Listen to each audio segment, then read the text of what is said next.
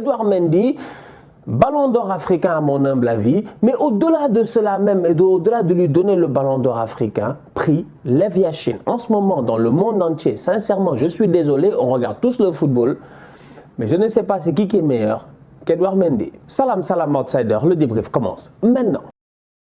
Les Blues de Chelsea l'emportent aujourd'hui 1-0 face à Brentford. Les Blues de Chelsea sont premiers du championnat. Ils restent premiers du championnat. Ils ne laisseront pas cette première place-là. Aujourd'hui, le match qu'on a vu face à Brentford, déjà avant de commencer, il faut d'abord parler de Brentford. Parce que Brentford, je le répète encore une fois, qui les a invités? Franchement, qui les a invités? Ils sont arrivés en première ligue, mais d'habitude, tu arrives en première ligue, tu arrives calmement, tranquillement, franchement. Brentford, ils sont arrivés comme Burnley la première année que Burnley a vu la première ligue, je dis bien, il y a quelques années avec Sean Dyche, c'est-à-dire une équipe qui est arrivée pour finir dans la première partie de tableau. Brentford, ils sont pour le moment 7e. En toute honnêteté, ils ont pris des points à Liverpool, ils ont battu Arsenal, ils ont failli battre Chelsea ou même prendre au moins un point face à Chelsea. Malheureusement, pour Brentford, aujourd'hui, il y avait qui? Edouard Mendy. Mais sincèrement, c'est une équipe extraordinaire. Brentford est une équipe qui, contrairement à la plupart des promus, n'est pas une équipe qui n'est dangereuse que sur coup de pied arrêté.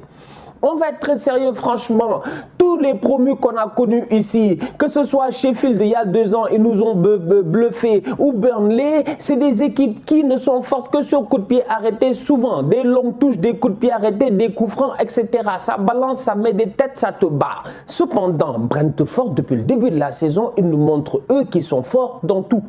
Dans le football. En fait, eux, c'est le football carrément. Brentford, ça joue au football. En toute honnêteté, ils sont très forts. Ils posent le ballon, ils jouent. Leurs transitions offensives sont rapides. Tu perds le ballon, ils te punissent. Ils ont des occasions, ils tentent. Ils frappent, ils veulent marquer. C'est ça, Brentford. Franchement, c'est ça, Brentford. Des mouvements intelligents. Un Tony qui est excellent, je dis bien, en pointe. Mais en plus de ça, qui a cette capacité-là aujourd'hui de prendre la profondeur parce qu'il a la vitesse. Mais au-delà de cela, de jouer en pivot pour ouvrir sur ses ailiers. En toute honnêteté, je suis désolé, Chalobah il s'en sort, mais Chalobah aujourd'hui, il peut prendre un penalty. Franchement, il y a 2 occasions litigieuses sur Tony, on lui a rien demandé, lui aussi, Chalobah. Sincèrement, le long ballon, il est bon, le contrôle, il est parfait, il se fait prendre. Il y a hors-jeu? Peut-être. Sincèrement. Les 2 joueurs, ils courent, le gars, il fait croche-pied, il tombe. Il y avait occasion de but là, en toute honnêteté. C'est-à-dire qu'aujourd'hui, quand même, Brentford, comme je dis, avant de parler de Chelsea, il fallait parler de Brentford. Ils sont fatigants. Non, ils sont très forts. Ils ont un excellent gardien. Ils ont une excellente défense. Ils ont de très bons milieux de terrain. Ils ont un coach. Ils ont des tacticiens. Ils ont un public. Ils ont un public. Les gars sont là 90 minutes. Ça chante, ça crie, ça motive son équipe. Et en plus de ça, l'intensité qu'ils ont et qu'ils arrivent à tenir pendant 90 minutes est juste sensationnelle. Ils ont tout fait aujourd'hui. Les reprises de volée, ils ont tout fait pour marquer. Brentford doit marquer. Brentford touche le poteau 2 fois. C'est-à-dire que Brentford aujourd'hui, ils doivent au moins avoir 1 point. Mais il y avait Edouard Mendy. Franchement, top performance de la part de Brentford. Encore une fois, voilà une équipe qui, à chaque fois qu'ils perdent des points, à chaque fois qu'ils perdent un match, tu n'es pas déçu. Tu es juste flabbergasté, mec. Tu es ébloui. Tu es juste comme, like, waouh. Ils sont vraiment forts, en fait. Et ils sont là pour rester en première ligue. Thomas Tuchel est un excellent coach. Et ça, sincèrement, en toute honnêteté, on le voit petit à petit. Non seulement il a gagné la Ligue des Champions la saison passée face à Pep Guardiola, avec un parcours qui a été plus que respectable et même excellent. Mais au-delà de cela, il est en train de porter Chelsea en ce moment au sommet de la première ligue. Mais en plus de cela, tu te rends compte qu'il est capable de prendre les bonnes décisions quand on lui laisse, je dis bien, la capacité de pouvoir prendre les bonnes décisions. Et c'était peut-être ça le problème de Tuchel au Paris Saint-Germain. Parce qu'on va être sérieux aujourd'hui, quand je vois Tuchel... Attends. Tu l'as vu en après-match? Tu as écouté ce qu'il a dit, Tuchel? Il vient, on lui dit Malang Sarr. Il dit Malang Sarr.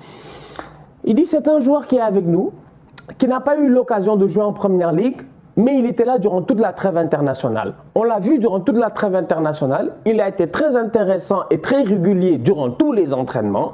Il avait besoin de repos parce que Tuchel n'est pas bête. Il sait très bien que dans 1 mois, il y a une autre trêve internationale. En attendant, il y a un enchaînement de matchs, je dis bien, qui est dangereux. On a 4 4 semaines où les joueurs vont jouer tous les 2 voire 3 jours, il faudrait bien de temps en temps que tu puisses mettre certains au repos. Rudiger, Thiago Silva qui revient, etc.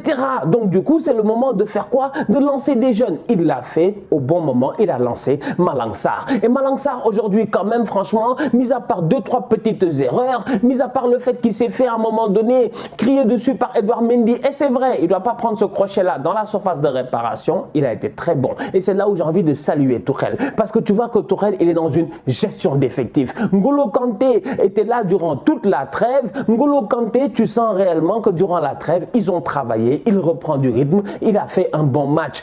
Loftus-Cheek au milieu de terrain, on lui a donné, je dis bien, l'opportunité de pouvoir briller. Ben Chilwell, il est fort en équipe nationale, il est fort en ce moment en club, il n'arrête pas de claquer des buts constamment. Avant la trêve, il a marqué, on revient, il remarque. Il a même marqué au courant de la trêve. Donc franchement, on va être très sérieux. Cette équipe-là en tant que telle, la gestion que le coach en fait en ce moment, c'est une gestion qui est sensationnelle et à mon humble avis, il est en train d'aller chercher le maximum de chaque joueur. Et le fait de chercher le maximum de chaque joueur, ça permet à Chelsea dans des matchs compliqués comme aujourd'hui face à Brentford d'avoir un Ben Chilwell qui est dans une position où il ne doit pas être. On ne sait pas qu'est-ce qu'il fait là-bas. Il est anormalement offensif, il est là au milieu des buts, il attend le ballon. Il demande même le ballon avant le centre, le ballon arrive, il claque ça à voler, on aurait dit Zidane. Donc franchement, on va être sérieux. Une gestion d'effectifs magnifique de la part de Tuchel qui lui permet dans des matchs compliqués d'avoir certains gars, je dis, sur qui peut-être on n'était pas sûr qu'on pouvait compter, qui soient là et qui soient déterminants. Aujourd'hui, sincèrement, on va être sérieux. La défense de Chelsea était une défense très très jeune. C'était une défense qui n'avait jamais joué ensemble, mais en toute honnêteté, ils se sont gérés. Pourquoi? Parce que tu sens qu'il y a un coach qui est là pour essayer de tous les mettre en confiance. Sincèrement, Tuchel, je lève mon chapeau.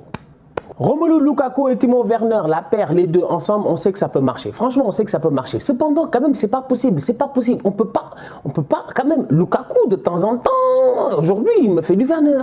Il me fait du Werner. Heureusement, il est sauvé par le hors-jeu, mais Lukaku, il y a une action, il est devant les buts, il est tout seul, il frappe le ballon en haut. C'est pas sérieux. Timo Werner, lui-même, il doit marquer avant. Lui-même ne marque pas. C'est-à-dire qu'aujourd'hui, je suis désolé quand même. Chelsea a joué un match face à Brentford. Brentford s'est créé énormément d'occasions offensivement. Brentford a énormément combiné, mais Chelsea, offensivement parlant, ça a été quand même stérile.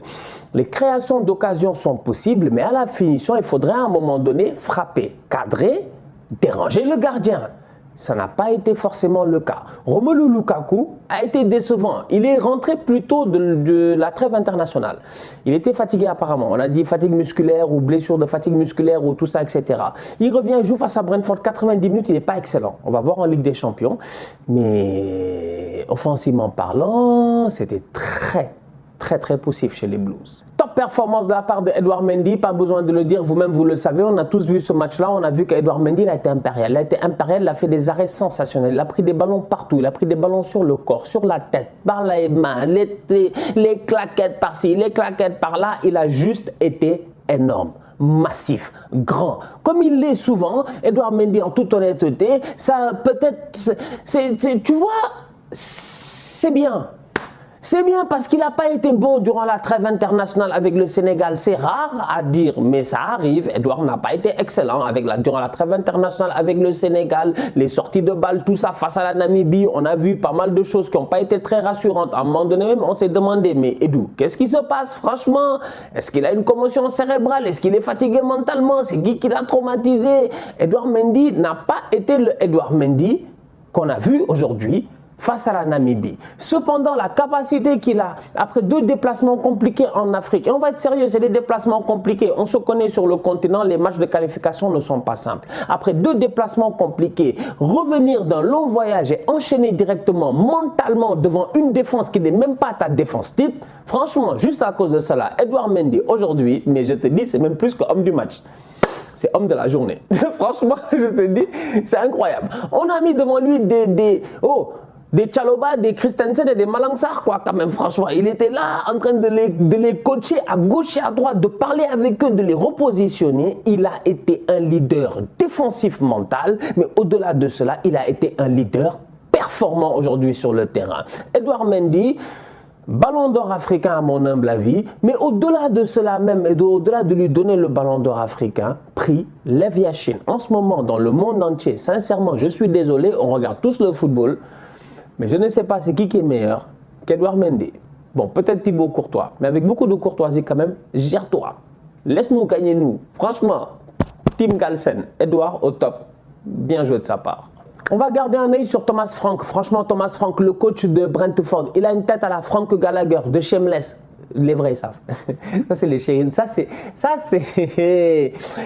c'est les séries de bandits. C'est les séries de bandits. Il a la même tête que le gars dans Shameless. Moi-même, j'ai pas compris. Avec ses cheveux, je dis bien en grisaille, un peu mélangés comme ça, tu le vois.